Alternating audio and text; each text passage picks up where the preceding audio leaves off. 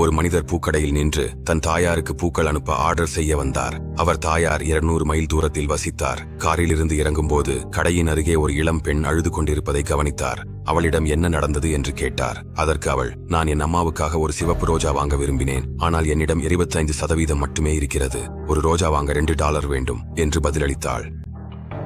அந்த மனிதர் சிரித்து, என்னுடன் வா, நான் உனக்கு ரோஜா வாங்கி தருகிறேன் என்றார். அவர் சிறுமிக்கு ஒரு ரோஜா வாங்கி கொடுத்தார். தன் தாயாருக்கான பூக்களையும் ஆர்டர் செய்தார். அவர்கள் வெளியேறும் போது மனிதர் சிறுமிக்கு வீட்டிற்கு செல்ல லிப்ட் வழங்கினார். அவள், ஆம், தயவு செய்து நீங்கள் என் அம்மாவிடம் கொண்டு செல்லலாம் என்று சொன்னாள்.